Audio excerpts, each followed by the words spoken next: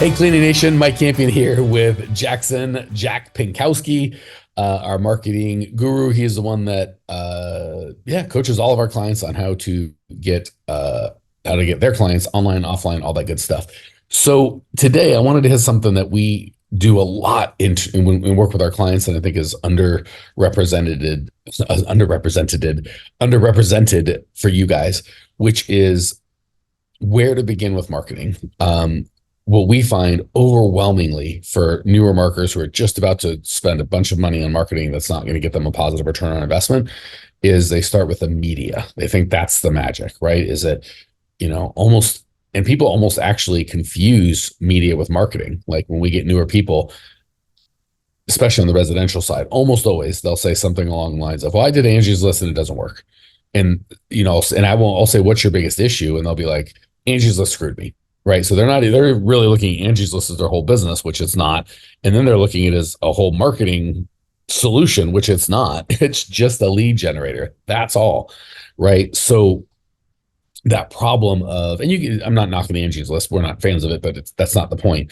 You can fill in direct mail, telemarketing, door to door, Facebook advertising, billboards, radio, TV, like it doesn't matter. Pick what you want.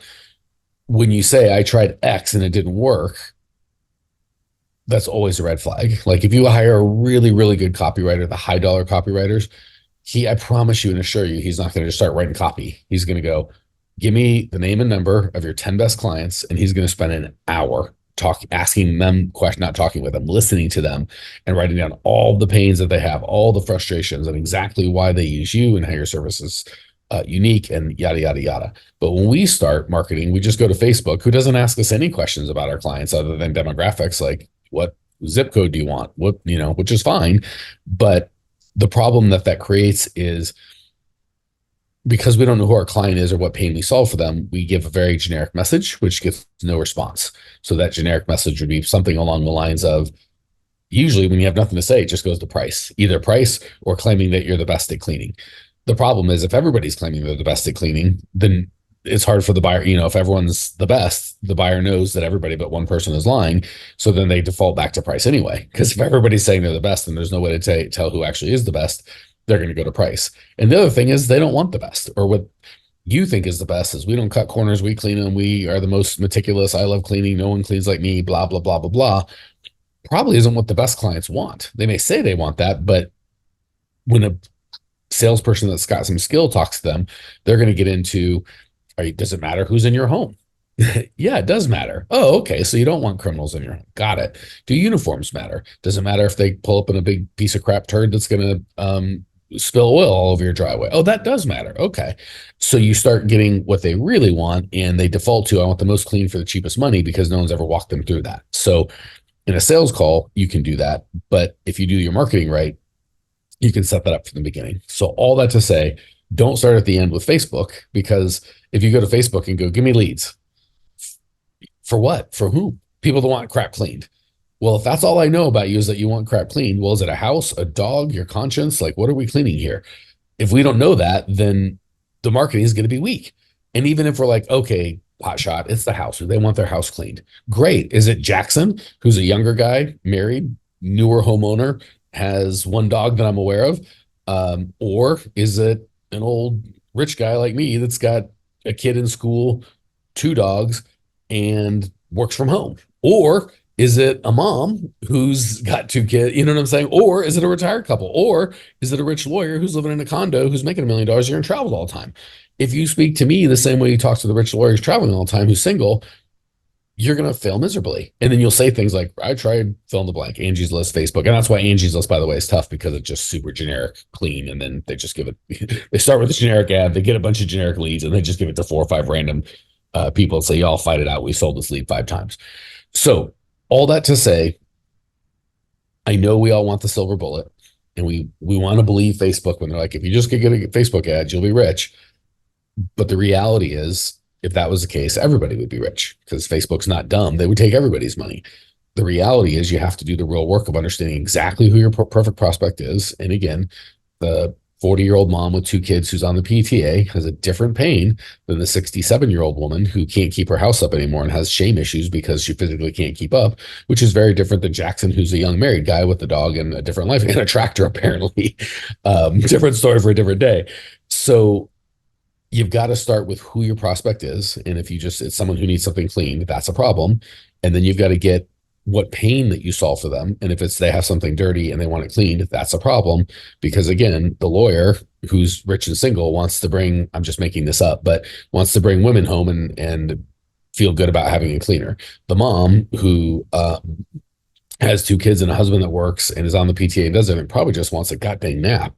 The older people want to feel that they're enjoying their retirement that they've worked so hard for, and they don't want to feel embarrassed or ashamed about not having the physical ability to keep up with their house anymore. Like, they all have wildly different stuff. And if you just hit the superficial, we don't cut corners, we clean them, we're the best, 20% off your first call or $20 off your first thing, you're going to get nowhere. All right. I feel like that was a big, long, uninterrupted rant, and I've laid hopefully a foundation. I would love to get Jackson's wise insights.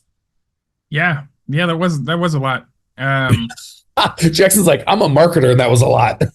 But yeah, you're right, because you talked about the best and them customers wanting the best, and honestly, I'd argue it's assumed that people, like, saying you're the best of anything is almost like you're saying something that doesn't need to be said. It's like everybody assumes that company's going to be the best at, what it is they provide. Like, we're the best, home cleaners, we're the best roofers, we're the best, because nobody's going to be like, yeah, we're average cleaners, we're average roofers, we're average farmers, we're average, whatever it may be. But what they're not looking for the best cleaners, because that they're expecting that already. What they're looking for is the best problem solver to what their real issue is. And the real issue is never cleaning. It is, like you said, it is never. I guarantee you 100% I will eat my shoe if someone comes, yeah, my problem is really, just dirt. Like, really, that's dirt. It's like, no.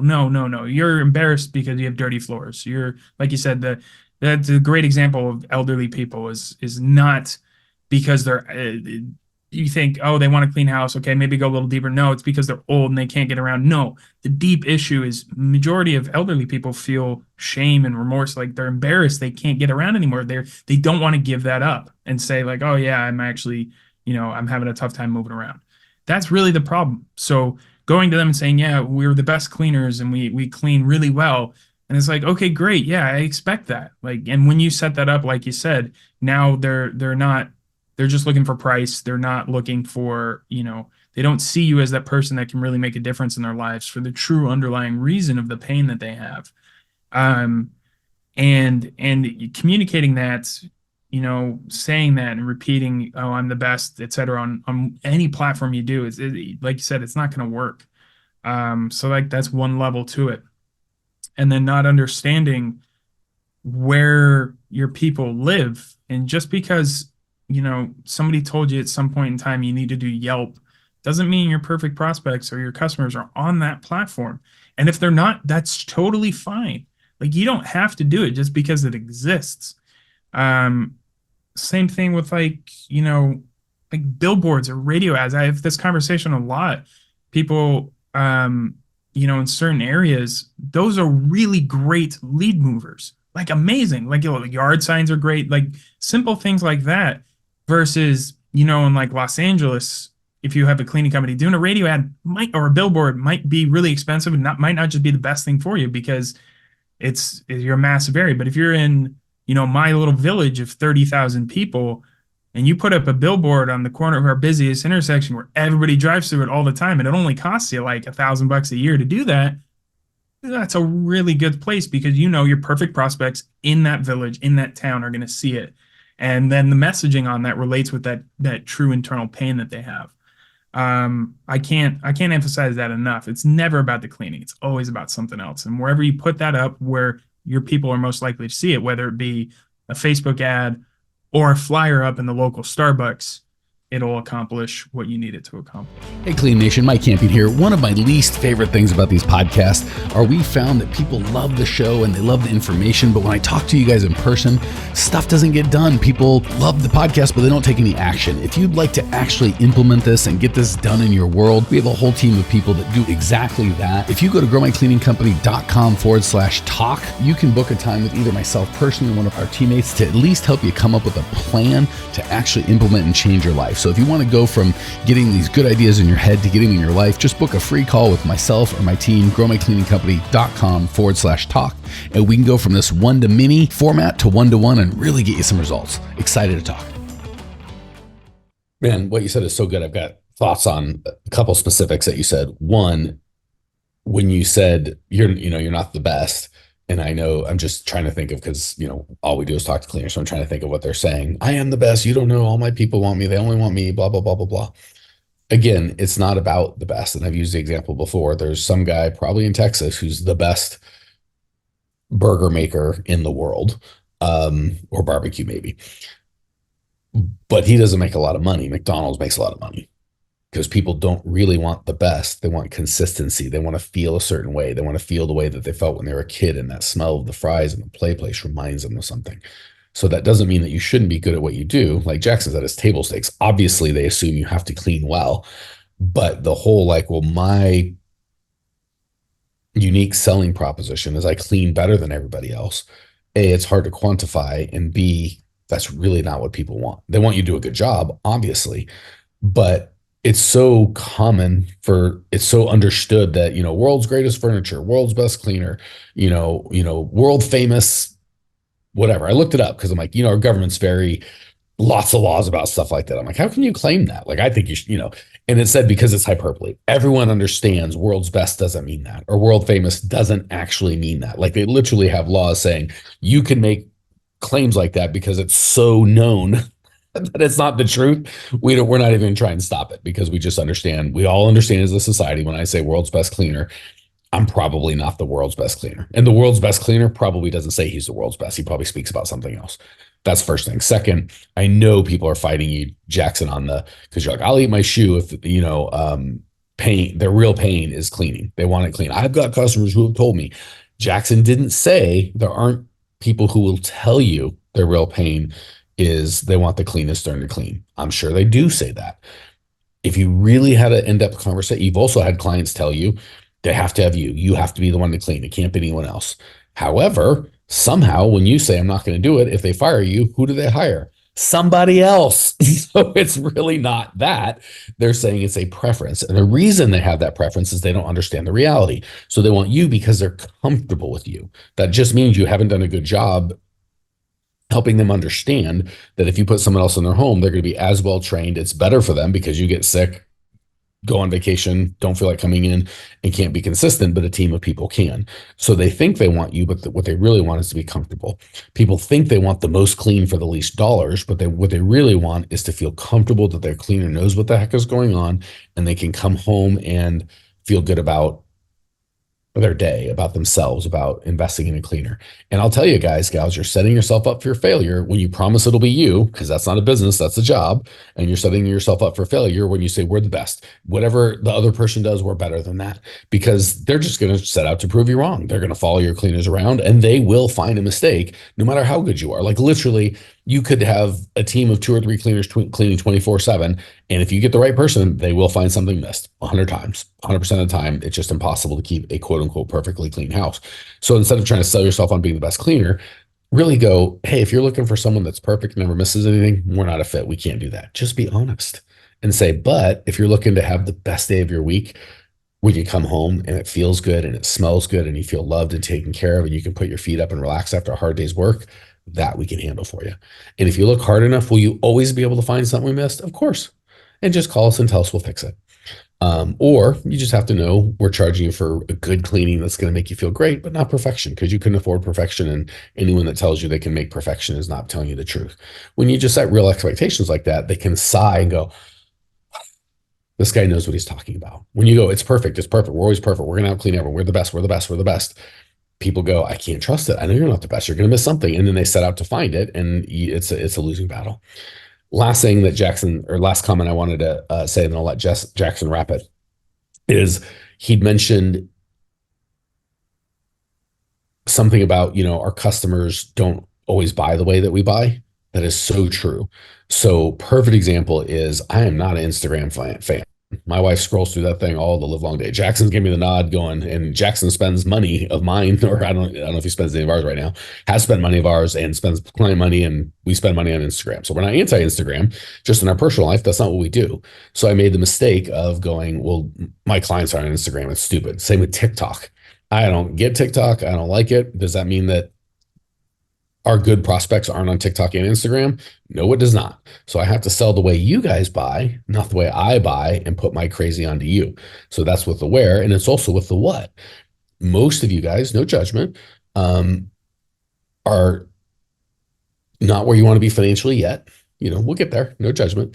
But if you're making 50, 60 grand a year, or doesn't even matter, say you're living in a $500,000 house that you're renting, or even that you own, and you're cleaning $1.5 million house, you would go, I can't pay $650 a month to clean a house. That's crazy. That's ridiculous. But a guy that's invested either $1.5 million in cash or 200-300 grand down and paying five, whatever, that makes perfect sense. For you, you go, I'd clean it myself. That doesn't make any sense. For you go, I'd get 6 bids and I'd want the cheapest price.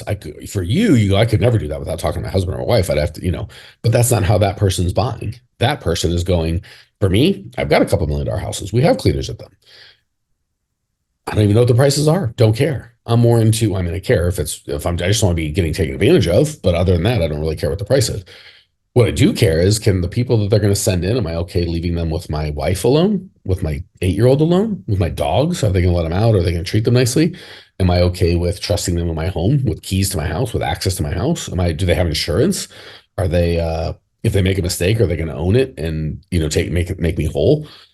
Lots of different pains. None of them, not one is, are they the cheapest or are they going to give me the most clean? Not a goddamn one.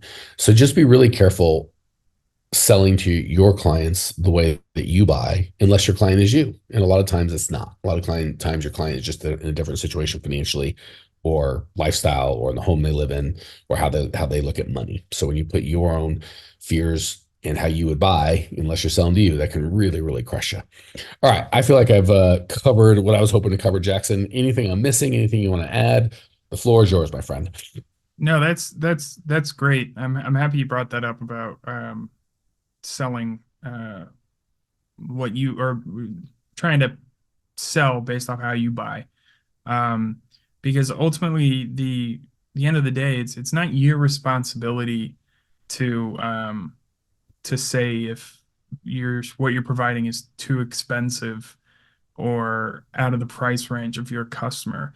That's on them. They're adults. They're grown adults. I struggle with this a lot personally, is because I'd like to think I have some ethics and some morals. I'm like, oh man, if I price it at that, like, yeah, that's good for me and it fits, but I'm afraid that's too much for them, so I can go lower or I can do something different, which ends up screwing me, because it messes up the entire relationship. It takes out of my bottom dollar, and then it sets a precedent for them.